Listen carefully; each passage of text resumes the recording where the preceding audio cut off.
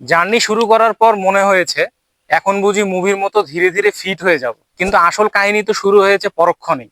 প্রথম 5 দিনেই বুঝে গেছি এটা কোনো সিনেমা না ভাই, এটা লাইফ, একটা কষ্টে কাটানো একটা জার্নি। প্রথম কঠিন জিনিসটা হচ্ছে সকাল সকাল ওঠা। সারা জীবন 10টা 11টার সময় ওঠা মানুষ এখন সকাল 5:30 থেকে 6টার মধ্যেই উঠে যায়। ঘড়ি তো বাজে ঠিকই, কিন্তু শরীর আর ওঠে না।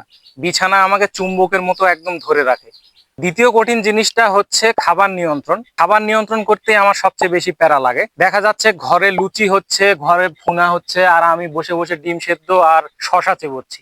মন কাঁদে, চোখে পানি আসে, কিন্তু মনকে কন্ট্রোল করা শিখতেছি। তৃতীয় কঠিন জিনিসটা হচ্ছে হাঁটা বা এক্সারসাইজ করা। 2 দিন হাঁটার পরে বা দৌড়ানোর পরে আমার হাঁটু বলে, ভাই আমি আর পারতেছি না, তুই হাঁটলে হাঁট বা তুই দৌড়ালে দৌড়া, আমি আর পারতেছি না। কিন্তু আমি হাল ছাড়ি না, কারণ একদিনে যদি হতো তাহলে সবাই হতো। চতুর্থ কঠিন জিনিসটা হচ্ছে আশেপাশের মানুষের কথা।